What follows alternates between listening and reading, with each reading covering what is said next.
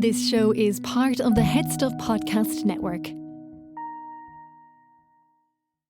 All right. How you getting on? I have a falsetto. I do a good falsetto, and I need a singing lesson so that I can be really like sexy with it. So I'm going to do that now. That's exactly, do you know, sometimes you're like, what do I do with my career? I think becoming a falsetto soul singer is exactly, you know? And that's what's great about this kind of deluded profession of mine, that I can be like, as an artist, might pivot into becoming sensual slow jam artist. That's exactly the missing piece for, like, you know, for a normal person with a normal brain. And I mean that in the most affectionate way possible. They're just kind of like, you know, I might start not eating until 2 p.m. with an intermittent fast, right? That's just something I might try for a while. For me, it's like, I kind of need to double down and book studio time to become a soul singer. I want to be, do you know what, I don't want to, now I've decided, I don't need a six-pack. I never needed a six-pack. But if I could be like, have the kind of song that if you heard it, you would probably think, that man might have a six-pack. You know, it's all little cheats.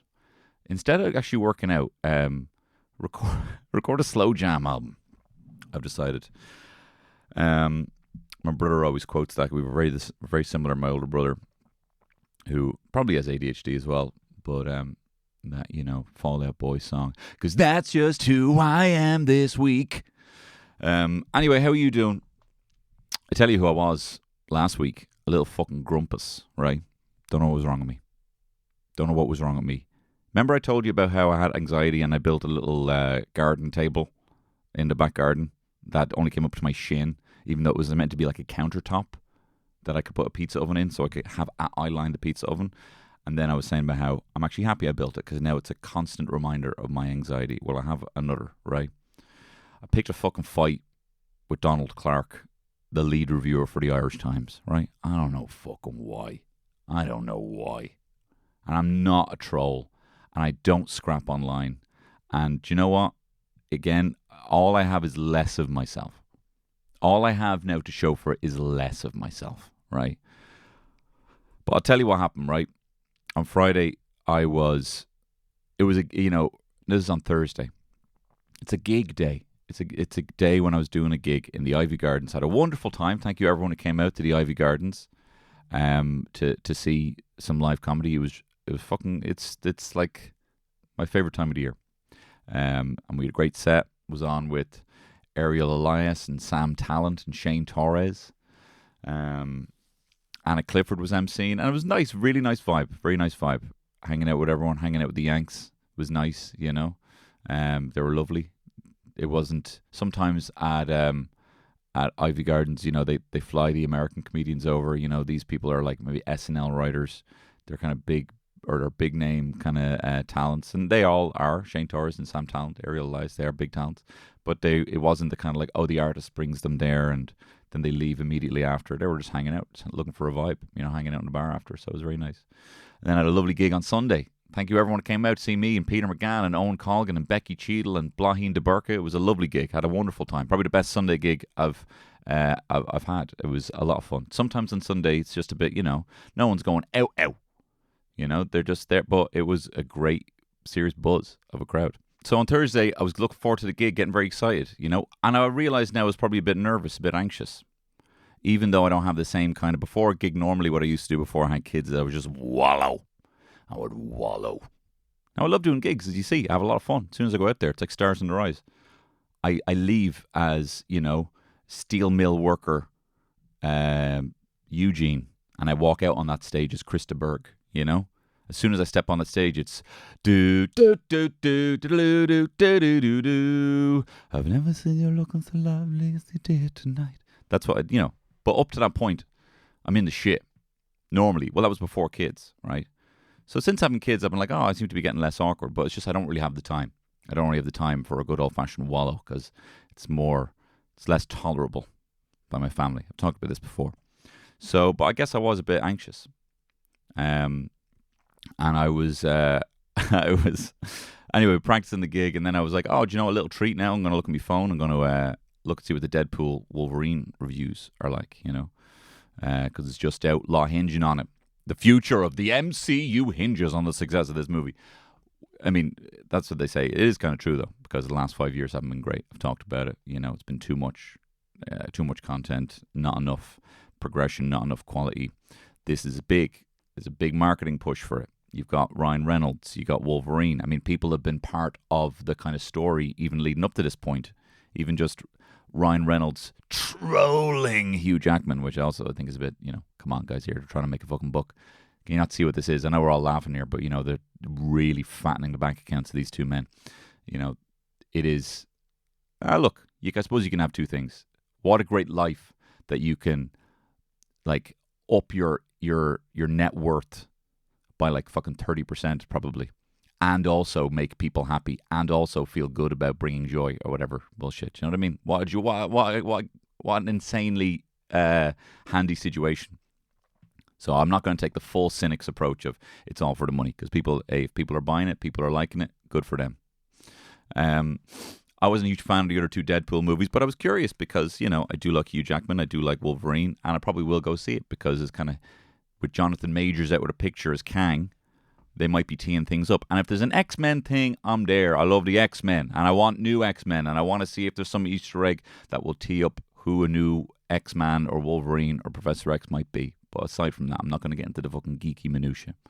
And, it is going to be, from what I understand, Easter egg-laden, fourth wall breaking, and conscious of the intelligence or the interest of the audience, in that they have probably known about corporate buyouts. They have probably known about IPs being sold for millions and all this kind of stuff. That's just kind of part of it.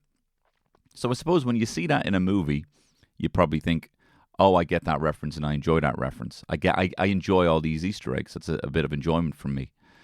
But a lot of reviewers don't go in there and they don't know any of that. And that's fine, but I would love to see some reviewers acknowledge some responsibility for that lack of homework, or look, that lack of passion. This isn't for me. So everything I'm saying here is just saying this is not for me. But I'm not so blind to acknowledge that this is for a lot of people. What winds me up as well is the hypocrisy sometimes of a comic book fan will watch a Spider-Man movie and see Peter Parker dump his costume in the bin and walk away, like that famous cover of Spider-Man No More, or when he's trapped under the rubble and breaks out, like in that incredible panel illustrated by Steve Ditko. These are like iconic images. And a film reviewer might be like, they'll be lost on them. That's a bit of nostalgia that's lost on them. But they might watch, Bernardo Bertolucci's The Dreamers and love the fact that there's a lot of homages to Jean-Luc Godard, like where Eva Green's run through the Louvre, like they do in Bon Depart, the Jean-Luc Godard movie. Like they'll love that.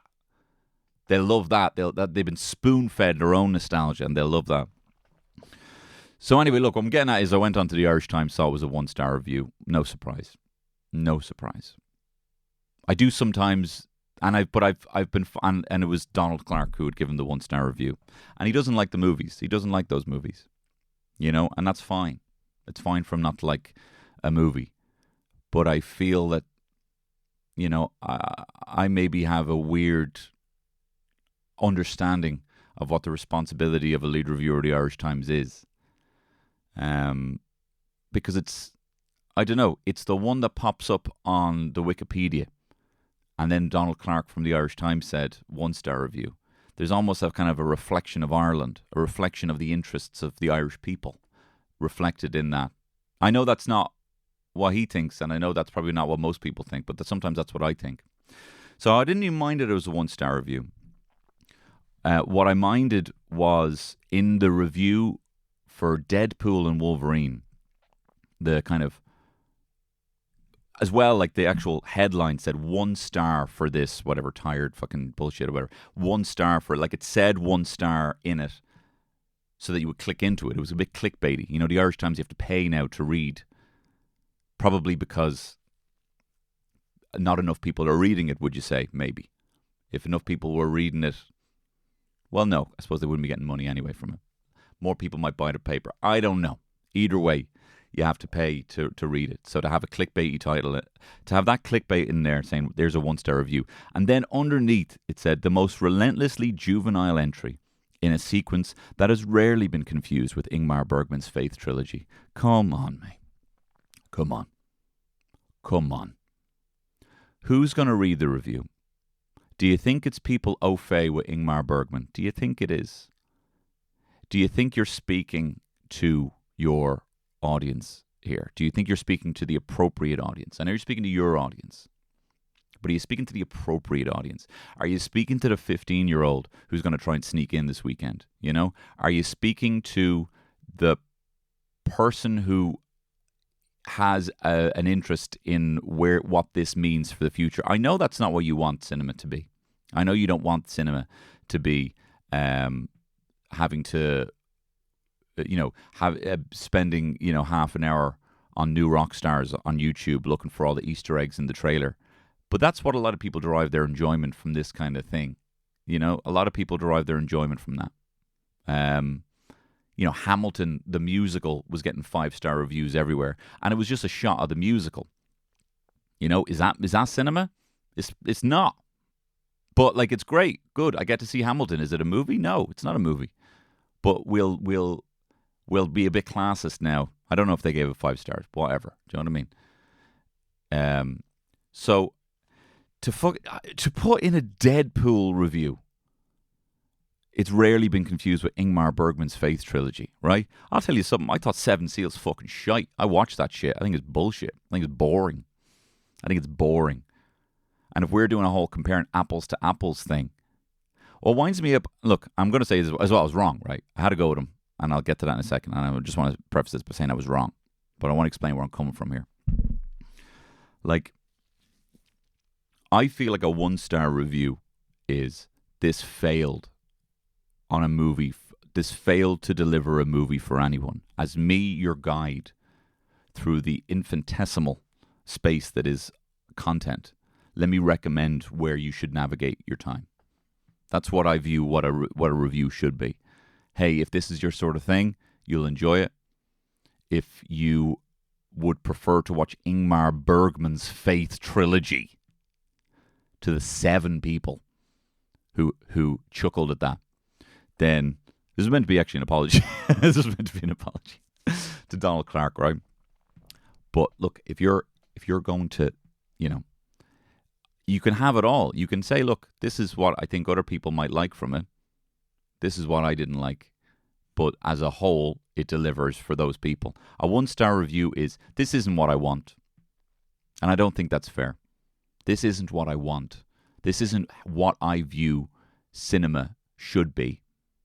And I thought it was a little bit opportunistic to take what will be the biggest movie of the year and put your stamp of a 1-star review on it. So I called him that as much, right? I feel like 1-star, do you know what I mean? I've always been, there was a great quote from The War of Art by Stephen Pressfield.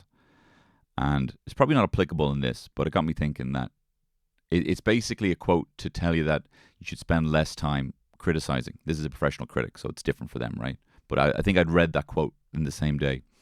And it was, critics despise what they didn't have the guts to make. Right? I do not think Donald Clark wants to make Deadpool Wolverine, and it isn't actually applicable at all. But I was thinking about that. That was still kind of stewing around this kind of what do critics kind of know? And look, I'm someone who reads a lot of reviews, and then when I like the reviews, I'm like, great, good to know. Do you know what I actually more so go for now? I go for people who are in an industry. I'll listen to Kevin Smith give a review because he likes these kind of things. I go to the people who know about the world because things are so kind of separated now. I go to I listen to The Big Picture. I enjoy their reviews because they will be fair to movies that deliver on good pacing, good action, and even kind of, bullshit kind of dialogue for the sake of having a good, raucous experience in the cinema. They'll give Jackass a review because they know what it is. But I feel like Donald Clark, and I said this to him, would give a 1-star review to Chicken for not being beef. You know, it's just 1 star is this isn't what I want. And I'm also critical of reviewers, right? Because all a reviewer is a prism for their own experiences. But we all have that, you know? It's like, you know, in Ratatouille, when he gives them the ratatouille, when he delivers the ratatouille and the critic is like, this reminds me of my childhood, and gives it a glowing review. It's because it taps into some level of nostalgia for the reviewer. It taps into some already pre-etched grooves that feel nice. And then the ones that don't feel bad. And the idea that that's right or wrong, you know, and giving fucking Endgame 3 stars, like giving Endgame 3 stars, Infinity War 3 stars, I would just love to read a review from someone who knew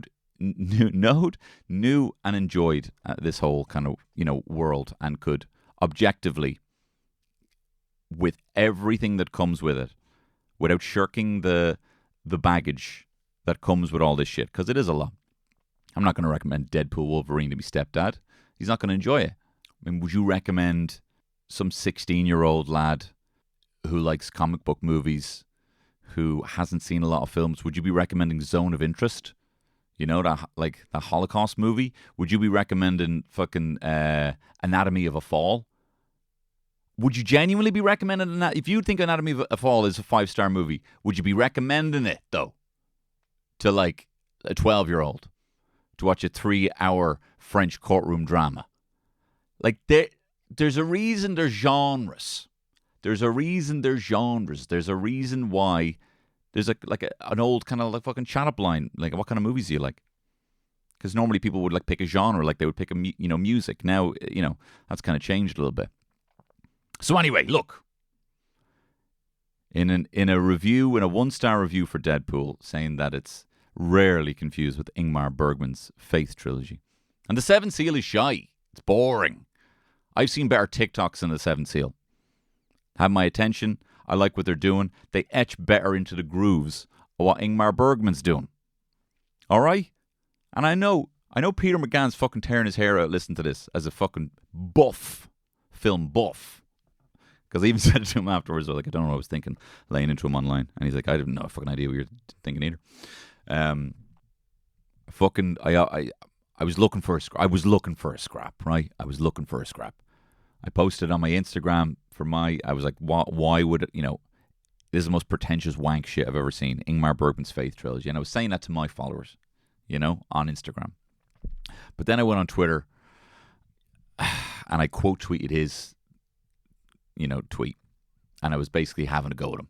If I was quoting it, he was going to see it. I knew that. I was starting to fucking little scrap because I was in a fucking Fowler or whatever. Or I wasn't, but it was manifesting in that. Don't know why. And so he had said a tweet, he had posted his review of it, and he said, to use the sort of language that Deadpool would appreciate, Deadpool and Wolverine utterly sucks.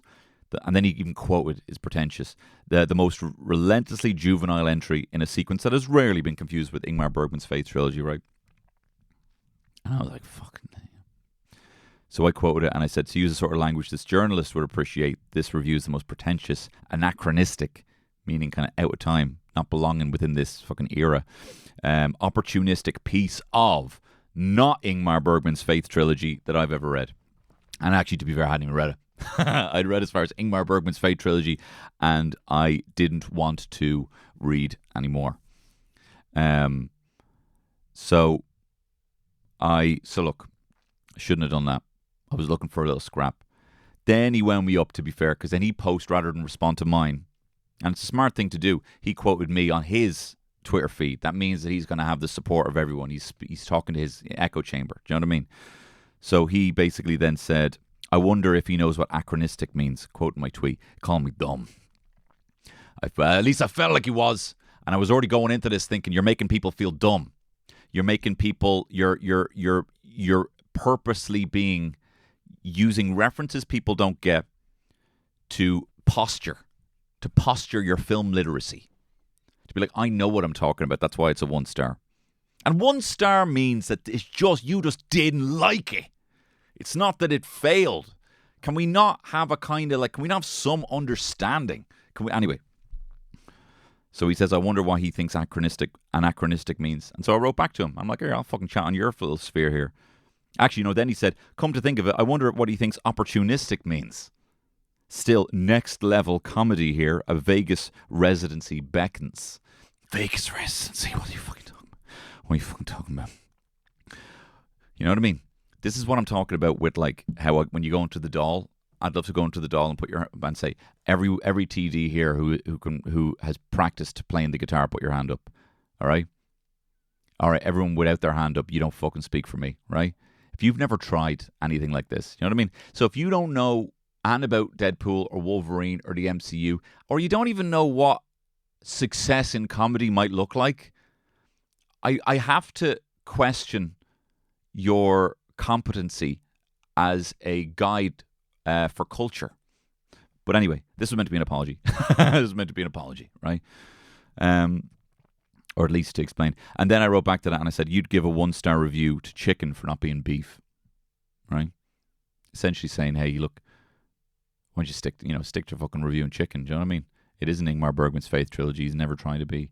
And I know he's not directly comparing them, but if you're bringing that up, you're kind of like, And I know, look, we all say shit about film. We all say, oh, cinema's dead or something's over. We love this whole binary, there's a finite amount of time, it's over bullshit, Because that would be interesting for us as a culture if something was just over, because things change so fast. It'd almost be like, actually, just for a bit of a fucking change, I wouldn't mind if cinema was dead, or if pop is dead or whatever the fuck people get exaggerated about.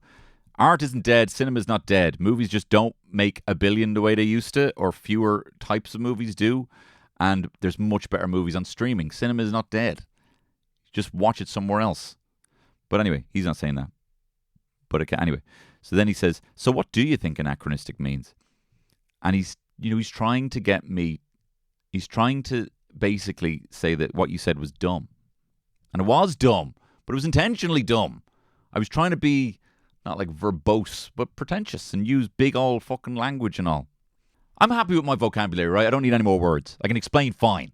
And then he said, so what do you think anachronistic means? And then I said, and this is where I said, well, why don't you crack open that thesaurus you keep under your pillow and find something you prefer if the pages aren't still stuck together? I was implying that he wanks into a thesaurus.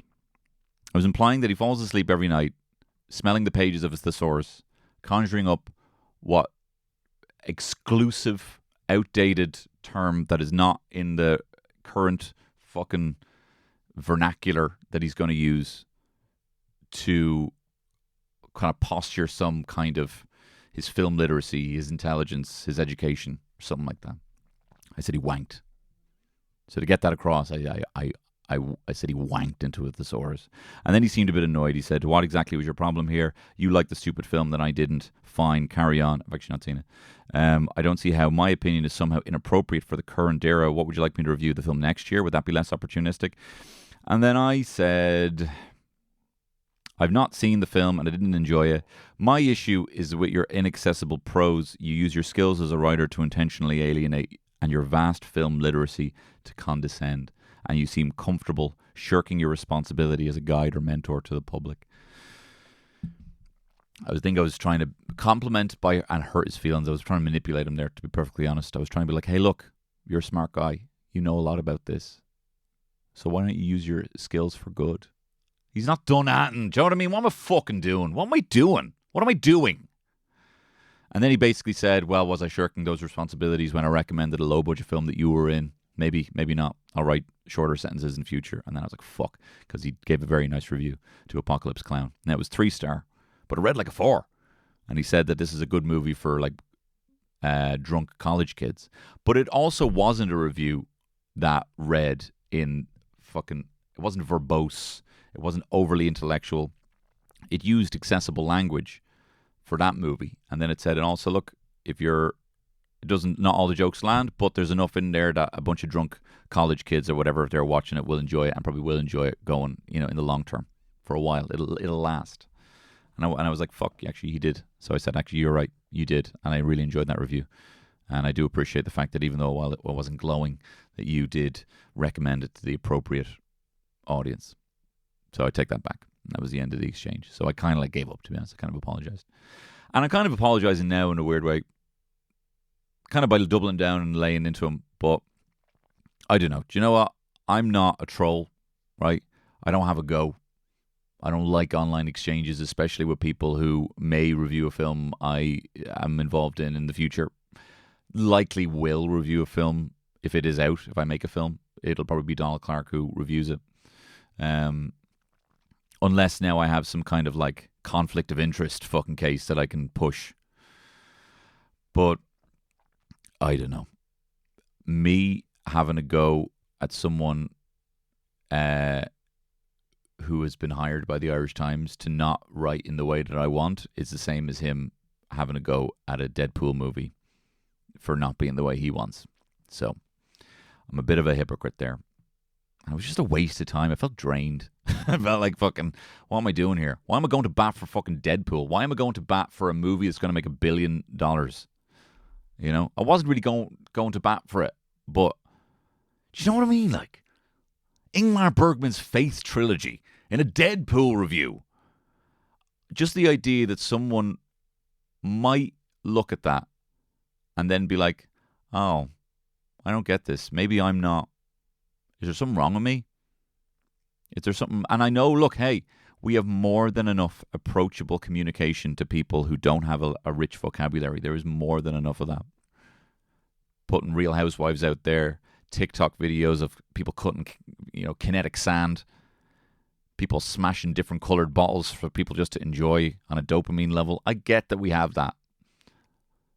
But I also feel that, do you know what I was thinking? I was thinking this is divisive. I feel like people act like the world is split, that there's people on both sides and everyone's going for the jugular. And if you spend time on Twitter, you probably think that a lot. You probably think, oh, we're all so different. You know, why can't everyone be like my echo chamber?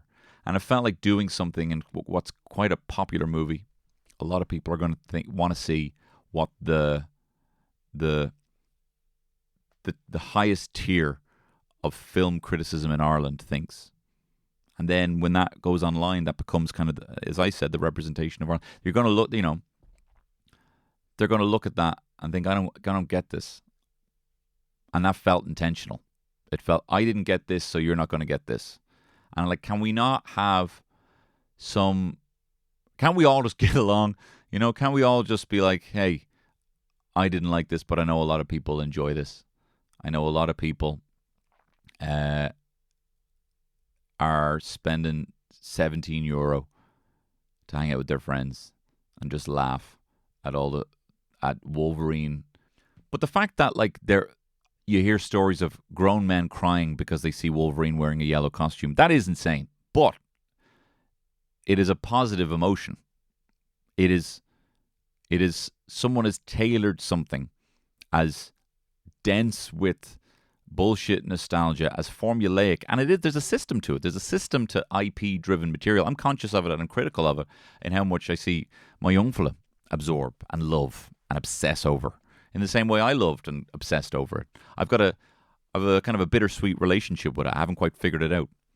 When I look back at my childhood, all the things that I thought were these kind of traits that I was into comics before they were cool, before X-Men and Spider-Man came out as movies. I was into comics and I was into cartoons and superheroes and all video games and all these things that I thought, oh, these are the kind of tenets of my personality. And then I realized that I kind of just bought into the multi-billion-dollar machine that was built around me. The fact that they gave the turtles different colors was so that a child could be like, I like purple, I like red, I like orange, I like blue. You get that, and then you get Spice Girls being like, I'm the baby, I'm the posh, I'm the sporty. We love all that shit. Even Paw Patrol now. If you want to launch a new kids show, you just got to give them different colors. Just got to give them different colors, and that's it. That's the baseline. That's the minimum. They look different. Give them different colors. So anyway, I'm just saying that I'm conscious and critical of nostalgia, but I'm also, you can't deny the greatest reaction that I ever had in any movie-going experience was Captain America picking up the fucking hammer. I cheered. I wept at the end when he danced with Peggy Carter, and I got the Easter egg, the callback to the fact that he was looking for that dance in Captain America: The First Avenger. I love all that. And I don't know, not everyone has to love all that, but I feel like you need to understand why people might love it. And I feel like you would do your due diligence to explain why everyone would be talking about. You would do your due diligence in talking about references to movies that Tarantino has ripped off. You would probably revel in knowing the name of the stunt coordinator from a Bruce Lee film when you're reviewing Kill Bill. It's hypocritical. Is someone going weak at the knees at a fucking Sabrina Carpenter gig less valuable than someone enjoying, Brahms at the fucking Orty National Symphony Orchestra? Do you know what I mean? Is it less valuable? I shouldn't have said that. But it just, I just wouldn't want anyone reading that and thinking, oh, I don't get it. Oh. And like, and to know, by to put something out that is so clickbaity, to put 1 star in the subject line of the review that is so clickbaity, of course you want to read a bad review. Of course you want to read the worst review. To play the game and do something clickbaity to get people to read the review, and then once they're there, kind of just like scold them and patronize them and condescend to them, just seems cruel and divisive. It probably fucking wasn't, though. It's just a stupid review. It doesn't like the flick. It's no big deal. But on the flip side, if someone was like reviewing Zone of Interest and they were like, so boring, stay to the end of the credits and no, Nick Fury wasn't there. Watched Anatomy of a Fall, 1 star. Didn't like how they weren't speaking English. One lad was a little bit. Would be 0 stars if your man hadn't been speaking that bit of English. I didn't want to read that much. It just comes from, all reviewing is just you taking your lived experiences, your inputs, and then putting them through the prism of like, well, this is what I like. This is what it tickled. And if it was done the other way, I'd also be like, what are you fucking doing reviewing that shit? What are you doing? Hey, comic book slut 86. Maybe don't review Zone of Interest or Anatomy of a Fall. I love that we have our Martin Scorsese's, and I love that we put film on this the great American art form. And it's so essential that he's led all that work and like chronicling film and curating film and holding it up to that level. That's great. That is good. But it's also the most accessible art form.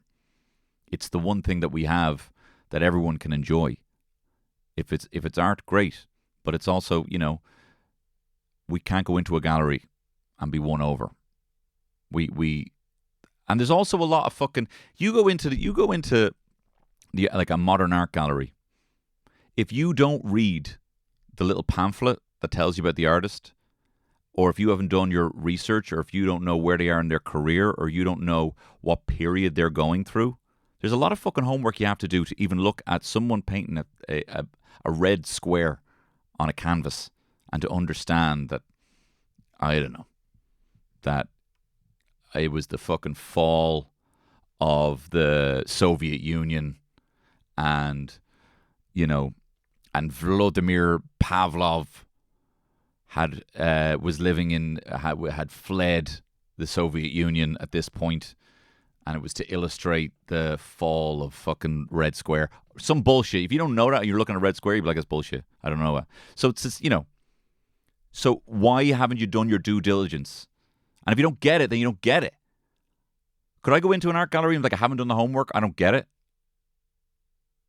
I haven't done the homework, I don't get it, 1 star. Art is dead. Art is dead. So look, yeah, anyway, sorry about that, Donald. And I'd love you to watch good boy when it comes out, when we send out the screeners. And, you know what I mean? Like, you don't. Look, if it's not for you, it's not for you. But, yeah, I don't know. Sorry, this has just been a bit of a...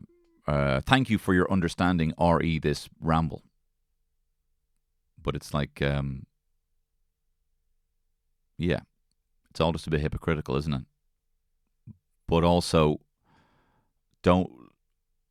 But also, like, I shouldn't have said that, right? I shouldn't have said that. Or especially try and change someone's mind because I'm anxious. Because I was anxious that day. I think that's the most egregious thing. Above anything else. Above both parties and what they did. One in terms of condescending and being super classist about the type of art form people can enjoy. And then, you know, with that, me saying he spunked in a thesaurus. And then the most egregious thing is to actively try and change someone's mind or instigate some conversation about how they need to do their fucking job better because I was anxious. How fucking dare I? How dare I? So I'm sorry about that. You keep doing you, Hunty, and I'll keep doing me. All the best. Bye-bye. This show is part of the Head Stuff Podcast Network, a hub for the creative and the curious. Shows are produced in association with Head Stuff and the Podcast Studios Dublin. Find out more or become a member at headstuffpodcasts.com.